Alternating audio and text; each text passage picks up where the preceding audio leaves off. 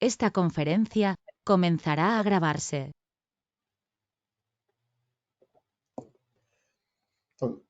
Cuando nosotros calculamos cortocircuitos, tenemos que aprender a calcular en cualquier parte del circuito, en todos los puntos donde se requiera saber el valor de la corriente cortocircuito. Y por lo tanto, al hacer este cálculo, lo que queremos conocer son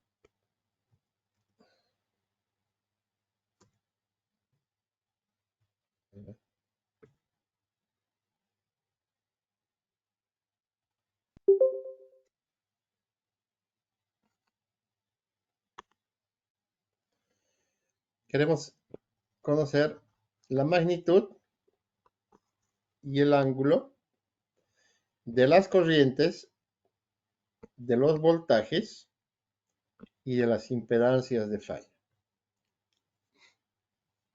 No se olviden que cuando hablamos de las componentes eléctricas, estamos hablando de variable compleja, es decir, que elementos que tienen una parte real y una parte imaginaria. Y por lo tanto, el cálculo se complica un poquito al usar la parte imaginaria. Ingeniero, disculpe, Yes. no sé si está mostrando su pantalla, pero no se ve. Bueno, no sé si es en el mío nomás. A ver, jóvenes, ¿están viendo mi pantalla? No. Se ve, ingeniero. Sí se ve. Sí, se ve. Se ve y a pantalla completa. Así que dale una ajustadita en tu teléfono, en tu computadora, no sé dónde estarás viendo.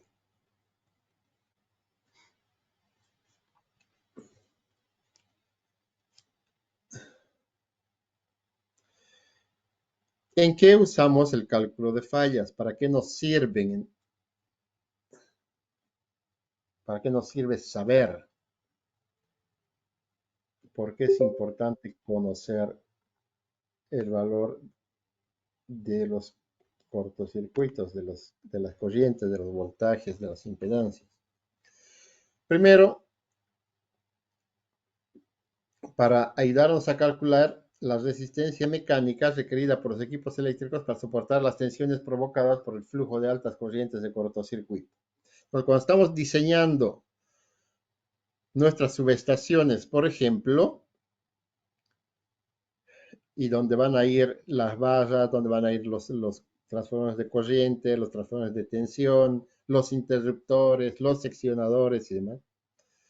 Cada vez que ocurre un cortocircuito, estos equipos están sometidos a unas tensiones mecánicas, a unos torques mecánicos. Entonces, estos valores de los torques nosotros tenemos que conocerlo para reflejar en el cálculo mecánico en los equipos donde en las bases donde van a soportar a estos equipos, para que estos puedan aguantar estos esfuerzos mecánicos que se van a producir producto del cortocircuito. Ese es un dato importante en cuanto a lo que se requiere, en cuanto a lo que es el diseño de las fundaciones y de las bases de los equipos eléctricos. En segundo lugar, para que nosotros podamos determinar el tamaño y la magnitud y los rangos de operación de los interruptores y de todos los equipos que están diseñados para las aperturas y para los cierres. No se olviden que el interruptor eléctrico es un equipo que está diseñado para abrir y cerrar en condiciones de falla. Y por lo tanto, este equipo, si está diseñado para esas condiciones, tiene que tener la capacidad de soportar estos cortocircuitos. Entonces, para comprar estos equipos, nosotros necesitamos conocer el valor del cortocircuito para no equivocarnos en la compra y comprar equipos más pequeños.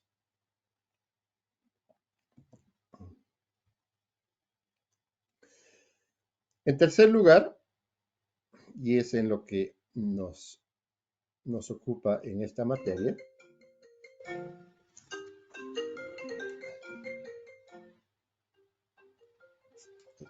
termine un ratito, por favor.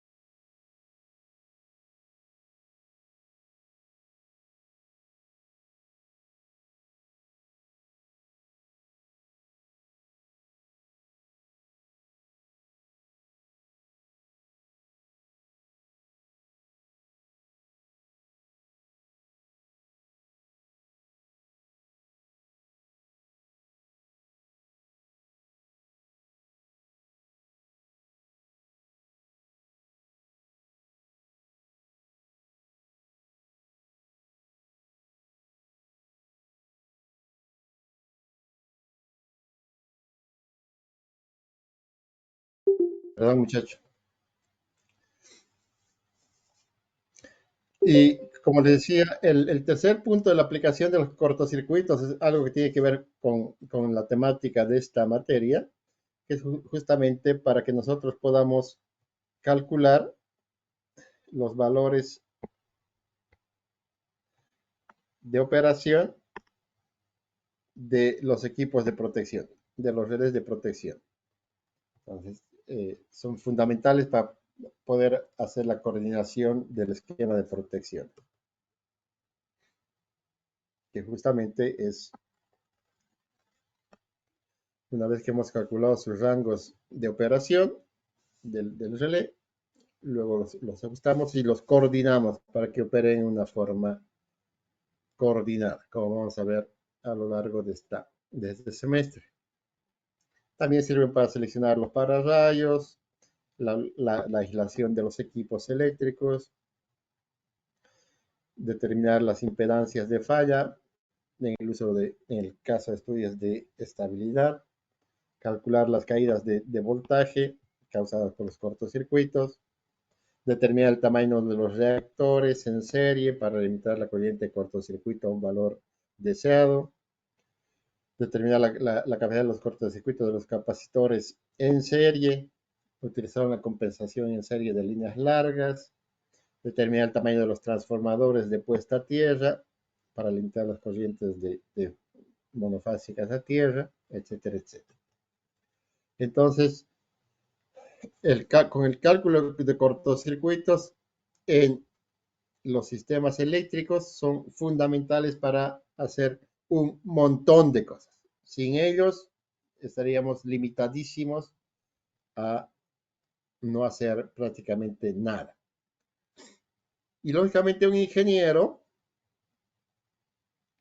eléctrico tiene que saber calcular cortocircuitos, que no es ninguna ciencia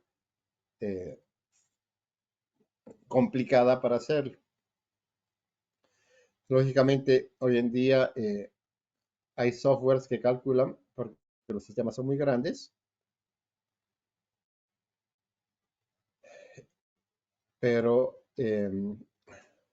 independientemente de que el software pueda calcular, nosotros tenemos que alimentar con información a ese software para que pueda realizar el cálculo.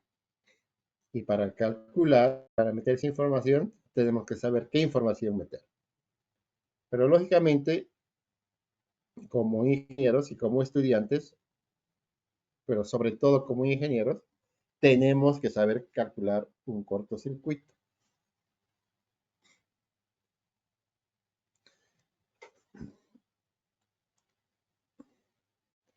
Entonces, una de las formas comunes para referenciar todos los parámetros eléctricos es llevarlos a los valores por unidad.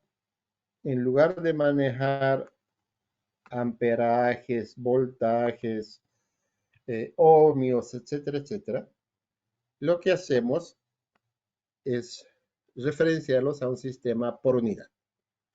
Y de esa forma nos olvidamos de amperes, voltios y ohmios. ¿Y cómo referenciamos a un sistema por unidad? En función de una selección de impedancias base, corrientes bases y voltajes bases. Entonces, por ejemplo, la impedancia base, ¿cómo la calculamos? En función del voltaje base elevado al cuadrado por 1000 dividido entre la potencia base seleccionada en kVAs. O lo que es más sencillo para usar, que es exactamente lo mismo, usar la impedancia base, que va a ser igual al voltaje base en kilovoltios al cuadrado, dividido entre el voltaje base en MVAs.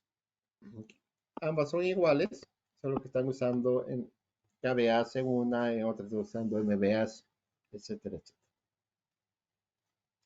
Pero no necesitamos saber nada más cómo calcular la impedancia base voltaje base al cuadrado dividido entre la potencia base en MVA.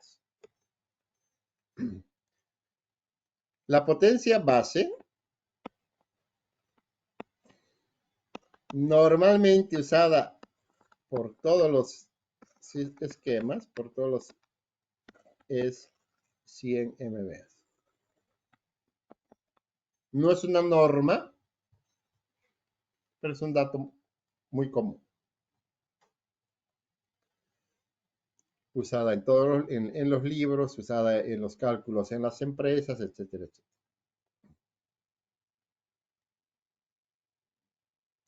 Y entonces, si ya tenemos los valores base, ¿cuáles son los valores de las corrientes en datos por unidad, de los voltajes en datos por unidad, de las impedancias en datos por unidad? No es nada más que el valor de la corriente actual en amperios divididos entre el valor de la corriente base. El voltaje base es el voltaje actual en kilovoltios dividido entre el voltaje base en kilovoltios. Y la impedancia en datos por unidad es el valor actual de la impedancia en ohmios dividido entre la impedancia base que está en ohmios.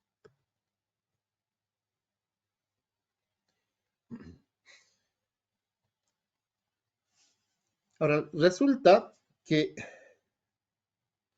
cuando nosotros compramos un equipo, supongamos un generador, estos equipos vienen con sus datos, que son sus impedancias en datos por unidad, que pueden ser sus resistencias en datos por unidad, sus reactancias en datos por unidad, etcétera, etcétera. Y estos datos que nos va a dar el fabricante, normalmente están usando sus datos de potencias bases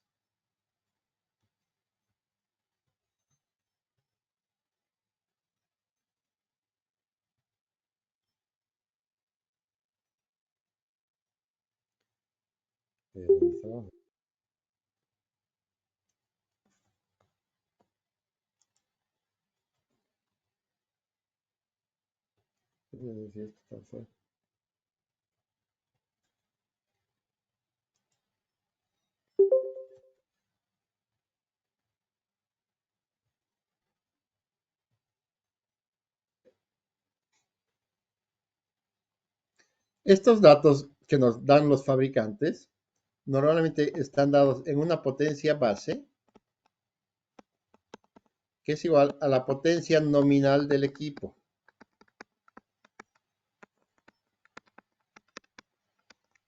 Entonces, si es un transformador, por ejemplo, de 25 MVA, entonces están estos sus datos que nos va a dar el fabricante, están calculados en función de usar esta potencia base que va a ser, en este caso, sus 25 MVA.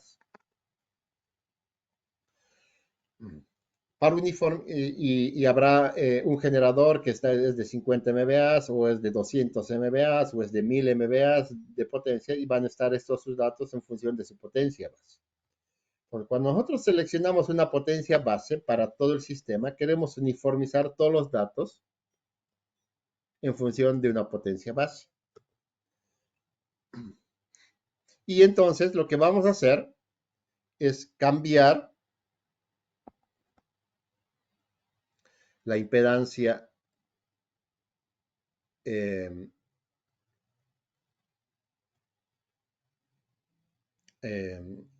los datos por unidad a la potencia base seleccionada. Entonces, por ejemplo, la impedancia base nueva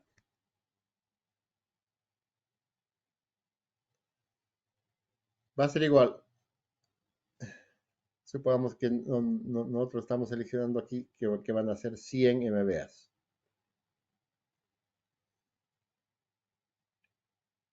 Entonces va a ser, lo primero que hacemos, vamos a hacer, para cambiar de base, seleccionamos una potencia base que van a ser 100 MVA. ¿Ok?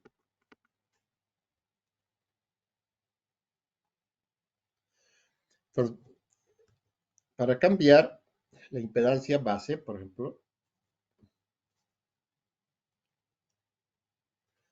va a ser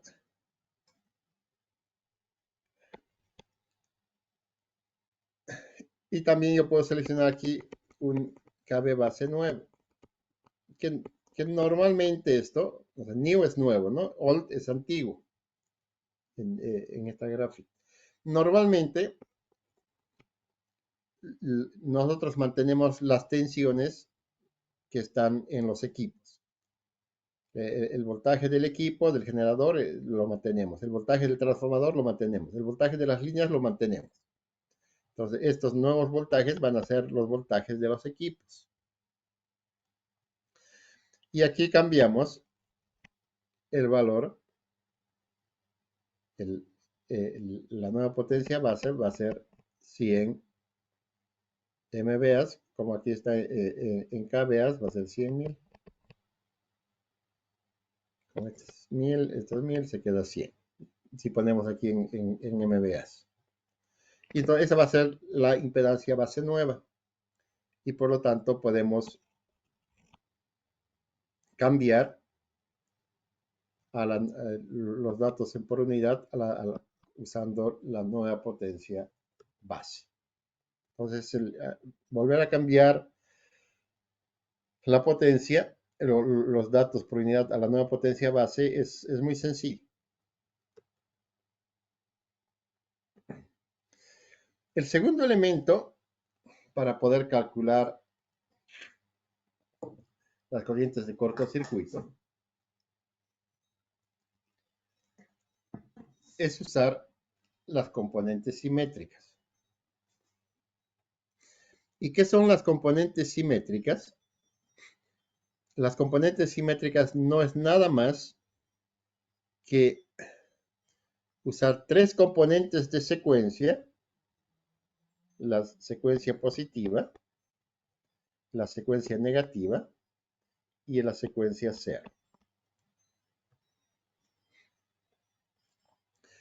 ¿Cuál es la gracia que tienen estas? Es que las componentes de secuencia positiva, que son la A1, la B1 y la C1, tienen esa secuencia de rotación. Es el que primero va a pasar el voltaje A, si es que tomamos esta como referencia, primero pasa el voltaje A, después va a pasar el voltaje B y después va a pasar el voltaje C. Por eso se llama secuencia positiva. Y esta red de secuencia positiva es un sistema equilibrado perfecto. Quiere decir que la magnitud del voltaje A con la magnitud del voltaje B y el voltaje C son iguales. Y como es un sistema equilibrado perfecto, están con una separación angular de 120 grados. En un sistema equilibrado perfecto, un sistema eléctrico, solamente va a haber secuencia positiva. Es decir, cuando nosotros calculemos el cálculo de cortocircuitos trifásicos, el cortocircuito trifásico es un cortocircuito equilibrado, porque se produce exactamente el mismo fenómeno en las tres fases. Y entonces solamente cuando calculemos el cortocircuito trifásico, que es un cortocircuito equilibrado, solamente vamos a usar las componentes de secuencia positiva. El segundo componente de las componentes simétricas es la secuencia negativa, que también tiene esa dirección de giro, de rotación. Y entonces, como vemos, si aquí nos paramos para ver, primero va a pasar la fase A, luego va a pasar la fase C y luego va a pasar la fase B. Entonces aquí su secuencia es A, C, B. ¿Cuándo van a aparecer en el sistema secuencia negativa? Cuando el sistema sea desequilibrado. Si el sistema es desequilibrado, el sistema va a tener secuencias negativas. Aquí, como dijimos, la secuencia de rotación es ABC. Y el tercer elemento de las componentes simétricas son las componentes de secuencia cero, que son tres fasores que están en paralelo, el voltaje de secuencia cero de la fase A, de la fase B y de la fase C, que son exactamente iguales. ¿Cuándo aparecen las componentes de secuencia cero? Solamente cuando hay fallas con conexiones a tierra. Caso contrario, no hay componentes de secuencia cero.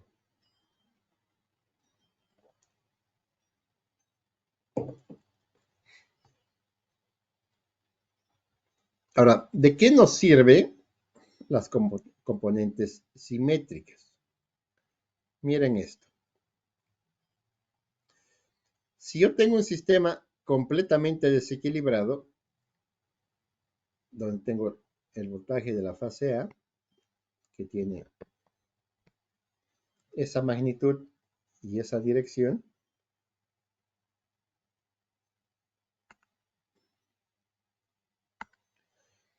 tengo el voltaje B,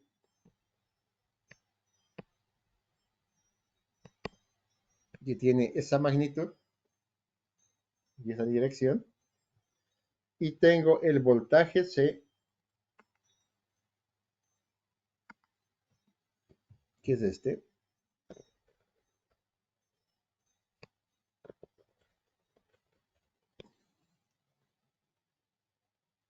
que tiene esa magnitud.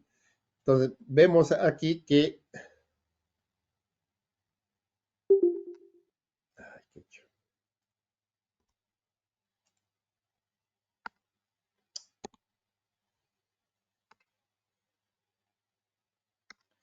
vemos aquí que la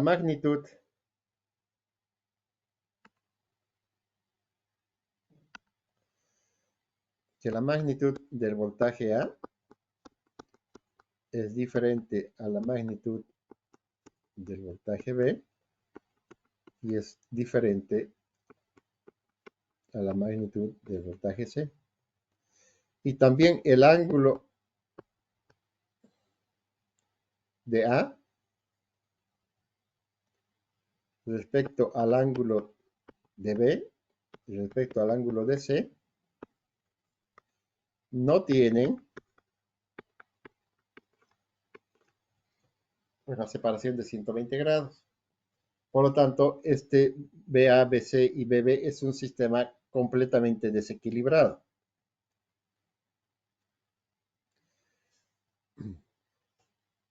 Pero, ¿qué pasa con un sistema si yo trabajo con componentes simétricas, que son un sistema equilibrado? Entonces, como veo aquí, el voltaje de secuencia positiva tiene esta magnitud. Este es el voltaje A. El voltaje B tiene esta magnitud, que está a 120 grados. Y el voltaje C de secuencia positiva tiene esa. Los tres tienen la misma magnitud y están separados 120 grados. Como es un sistema completamente desequilibrado, entonces tiene componentes de secuencia positiva, de secuencia negativa y secuencia cero. Entonces, si yo a este voltaje de secuencia positiva de la fase A le sumo el voltaje de secuencia negativa de la fase A, que es ese, que es este. Ese es el voltaje de la fase A de secuencia negativa, el voltaje de la fase B de secuencia negativa es este, que es este. Y el voltaje de secuencia negativa de la fase C es este, que es exactamente igual a este. Y están 120 grados desfasados.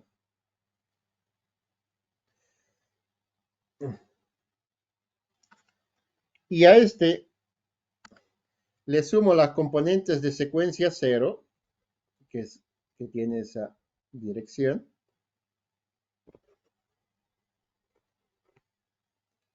Entonces, el voltaje de secuencia positiva de la fase A más el voltaje de secuencia negativa de la fase A más el voltaje de secuencia 0 de la fase C me da el voltaje de secuencia, el voltaje de la fase A. Lo propio para reflejar el voltaje de la fase B, yo sumo el voltaje B de secuencia positiva más el voltaje de secuencia B de secuencia negativa, y a ese le sumo el voltaje de la fase C de secuencia 0 y obtengo el voltaje de la fase B. Para obtener el voltaje de la fase C, sumo el voltaje de secuencia positiva de la fase C más el voltaje de secuencia negativa de la fase C y le sumo el voltaje de secuencia 0 de la fase C y obtengo el voltaje de la fase C. ¿Qué significa esto? Que trabajando con 3 elementos de componente simétrica de secuencia positiva equilibrada, secuencia negativa equilibrada y secuencia 0 equilibrada, yo puedo calcular cualquier sistema desequilibrado, lo cual me simplifica enormemente porque lo único que tengo es que trabajar con una sola fase para obtener las otras 3. Y eso es una gran cosa, una gran contribución para poder trabajar sistemas desequilibrados,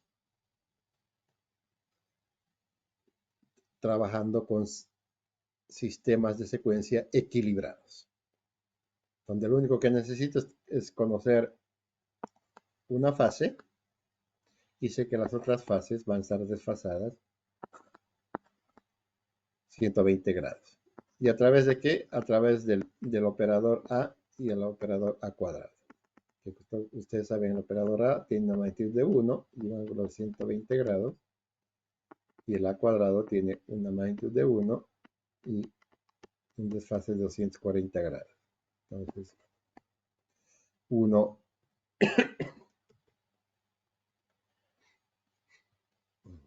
Entonces, ¿qué significa? Como habíamos visto ahí en la gráfica, que el voltaje de la fase A es la suma del voltaje de la fase A de secuencia positiva, de secuencia negativa y de secuencia 0. El voltaje de la fase B, habíamos dicho que era la sumatoria, aquí el voltaje de la fase B, habíamos dicho que era el voltaje de la fase B de secuencia positiva, más el voltaje de la fase B de secuencia negativa, más el voltaje de la fase B de secuencia 0. Si yo quiero escribir todas en función del voltaje de la fase A,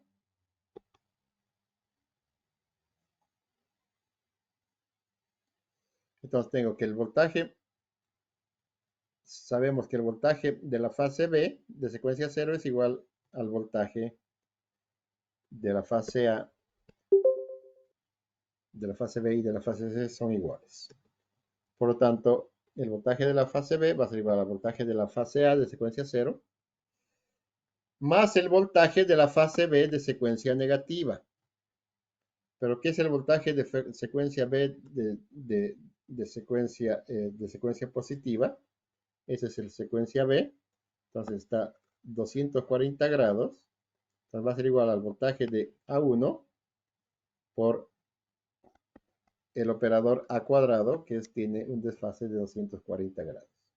Entonces yo B1 escribo con A1 con un desfase con A cuadrado. Entonces, para poner todos en función de la fase A, va a ser el A cuadrado más por el voltaje de la secuencia positiva de la fase A. Y el voltaje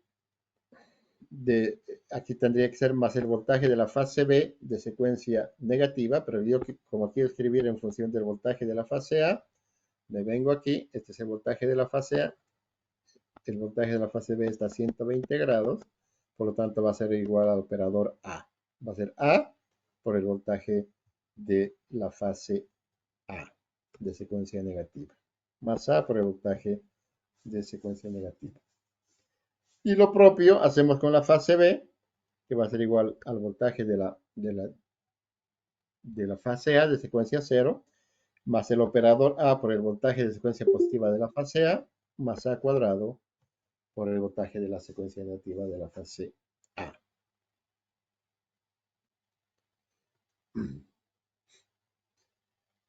Y de esa forma obtengo los voltajes de fase. Si quiero obtener los voltajes de secuencia, no es nada más que dividir entre 3 el voltaje de secuencia 0 de la fase A, va a ser un tercio de la sumatoria de los voltajes de la fase A, fase B y fase C. El voltaje de secuencia positiva de la fase A va a ser igual a un tercio de la sumatoria del voltaje de la fase A, más A por el voltaje de la fase B, más A cuadrado por el voltaje de la fase C, y el voltaje de secuencia negativa de la fase A va a ser igual a un tercio del voltaje de la fase A, más A cuadrado de la fase B, más A de la fase C. Con esas 6 formulitas hacemos todo.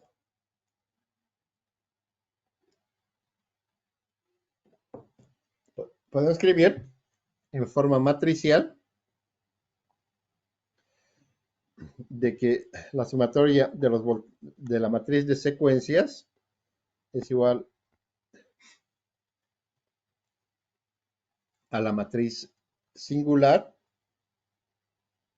que es esta, 1, 1, 1, 1, 1, A cuadrado, A y A cuadrado, que multiplican a la matriz de secuencias 0, positiva y negativa, que es muy fácil, ¿no? El voltaje de la fase A, para hacerles recuerdo operación de matrices, el voltaje de la fase A va a ser igual a 1 por el voltaje de secuencia 0, más 1 por el voltaje de secuencia positiva, más 1 por el voltaje de secuencia negativa. Y lo propio luego esta por esta y esta por esta, que es muy sencillo.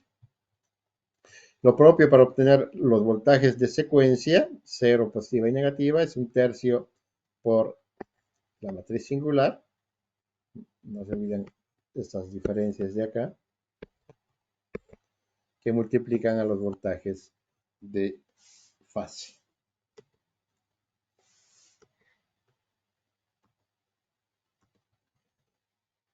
Entonces, miren, aquí he visto un ejemplo.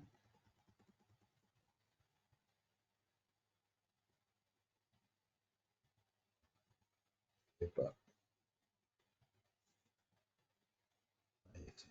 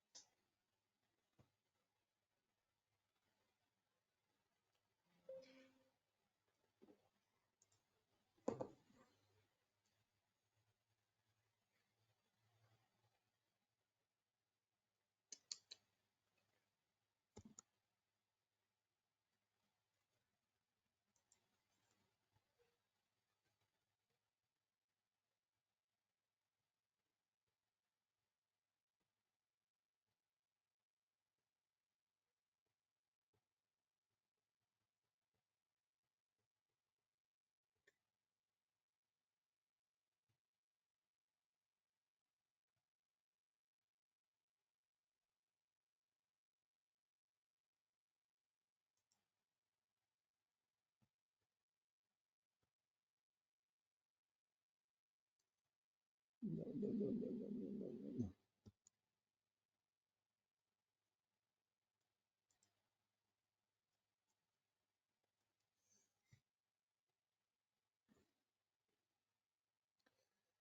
Miren,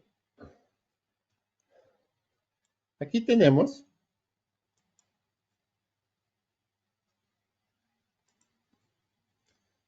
y quiero que este ejercicio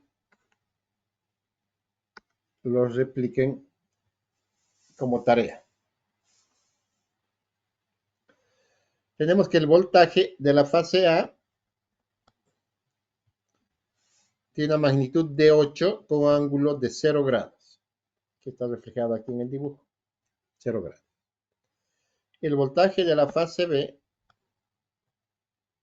tiene una magnitud de 6 con ángulo de menos 90 grados, que está reflejada aquí en el dibujo. Y el voltaje de la fase C tiene una magnitud de 16 y un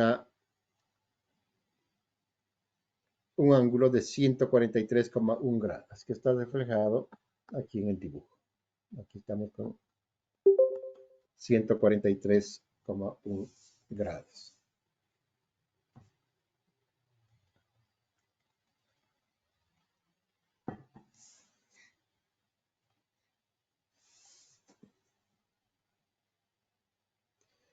Entonces, lo primero que van a hacer es calcular las componentes de secuencia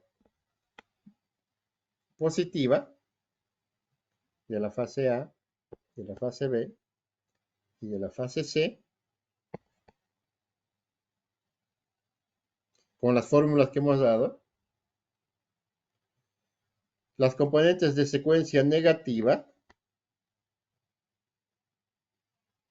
de la fase A, de la fase B y de la fase C.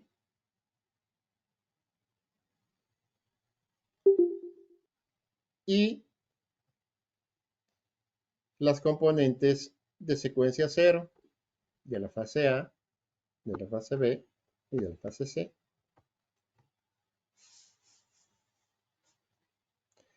Entonces, una vez que han calculado eso,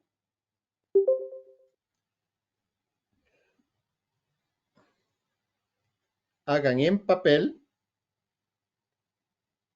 la sumatoria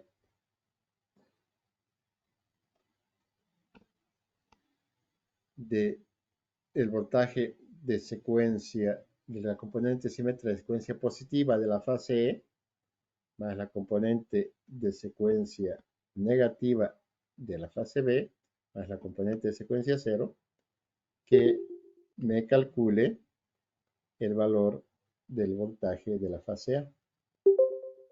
Entonces, por ejemplo, aquí yo tengo el voltaje de la fase de secuencia positiva, que me sale 9,8, 18,4 grados. Aquí están los 18,4. 9,8 lo dibujamos a escala. La componente más la componente de secuencia negativa, que es 4,3 de la fase A, mejor dicho, de la fase A de secuencia negativa, es esta.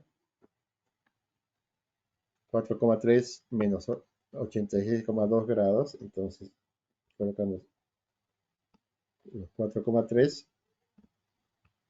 con un ángulo de 86 grados, menos 86. Y le sumamos la secuencia 0, que tiene una magnitud de 2, con un ángulo de 143 grados. 143, a partir de ahí lo dibujamos y obtenemos el voltaje de la fase A, que es esta. Entonces, repitan este cálculo para familiarizarse bien con las componentes simétricas. Hagan un dibujo a escala para reflejar que sumando las componentes simétricas, que son equilibradas, podemos encontrar cualquier sistema desequilibrado. ¿Está claro?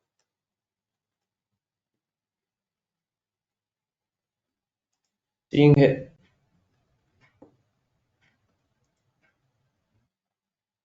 Ok, entonces nos vemos el siguiente viernes